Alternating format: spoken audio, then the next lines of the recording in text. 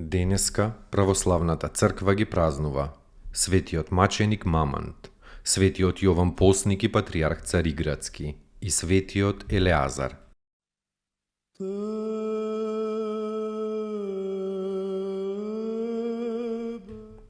Светиот маченик Мамант, родум од Пафлагонија од познати христијански родители Теодот и Руфина. Неговите родители биле фрлени во затвор за Христовото име. Во затворот прво му умрел таткото, а мајка му откако го родила него и самата го завршила животот на земјата. Така новородениот младенец останал во темницата помеѓу мртвите тела на своите родители. Но Бог, промислителот, и испратил свој ангел на некоја благородна вдовица Ама, на која насон и се јавил и рекол да оди во затворот и да го земе детето кај себе. Таа измолила од градоначалникот дозвола да ги погребе умрените, а детето да го земе во својата куќа. Дури кога детето наполнило 5 години почнало да зборува, а прв збор му бил мама, поради што и го добил името Мамант. Во училиштето Мамант покажувал необична бистрина, а бидејќи од дома бил воспитан во христијански дух, тој не ја криел својата вера, туку ја исповедал пред своите врсници, исмевајќи ги идолите. Во времето на царот Аврелијан имало жестоко гонење на христијаните. Незнабожците не ги штеделе ни христијанските деца. Мамант имал 15 години кога бил изведен пред царот. Царот му рекол барем со устата да се одрече од Христа, на што Мамант му одговорил: ни со срцето, ни со устата нема да се одречам од Бога и царот мој Исуса Христа. Царот наредил да го тепаат, со свети го гореле и најпосле го фрлиле во морето. Но ангел Божи го спасил и го одвел на висока гора близу до Кесарија. Тука тој живеел во самотија и во молитва. Од неговата светост дивите зверови се питомеле. Најпосле и тука бил пронајден од гонителите и повторно бил ставен на маки. Победувајќи ја и силата на огнот и на дивите зверови, Мамант бил прободен со трозабец од некој идолски жрец. И така ја предал својата душа на Бога, на кого му останал верен во своите маки. Од неговите мошти се случиле многу исцеленија на болните.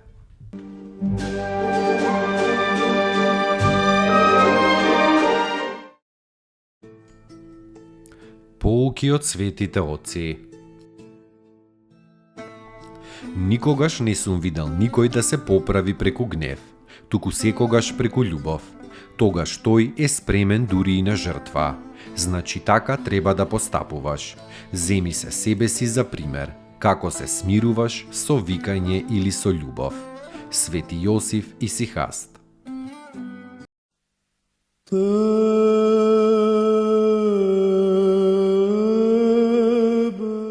Светиот Јован Постник, патријарх Цариградски. Се празнува и на 30 август.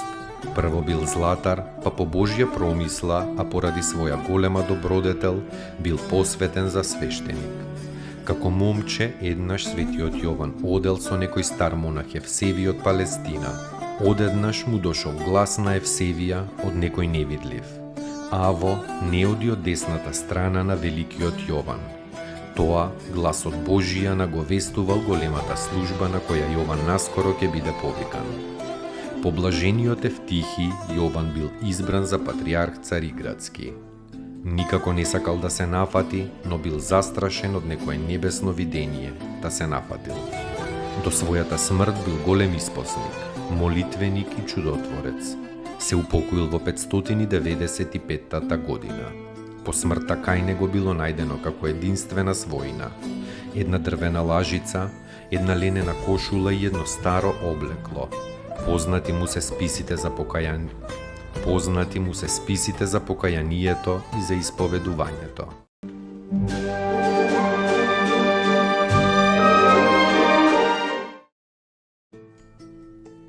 Поуки од светите отци. Доколку не си радосен, што и да сториш, дури и твоето покаяние и твојата љубов нема да бидат вистинити. Старец Емилијан Симонопетриски.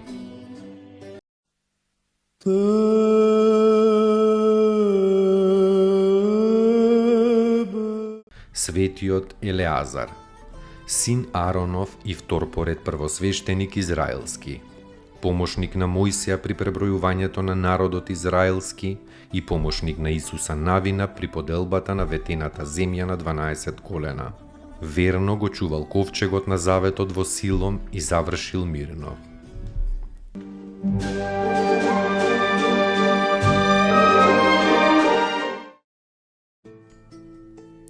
Поуки од светите отци.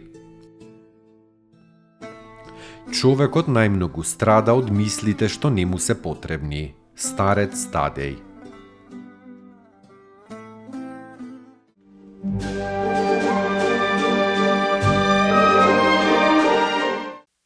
Достойно est Јаково истину, блажити Тја Богородицу, присно блаженују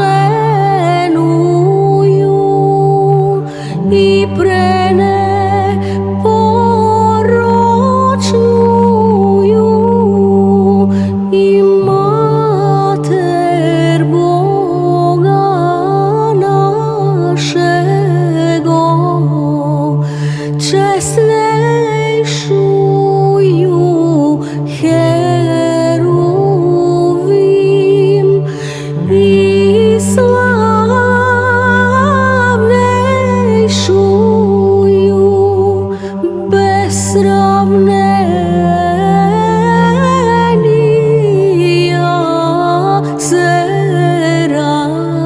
Серафим, без истления Бога слова рошую, суштую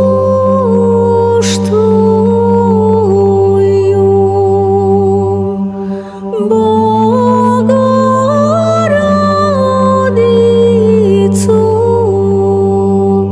Тја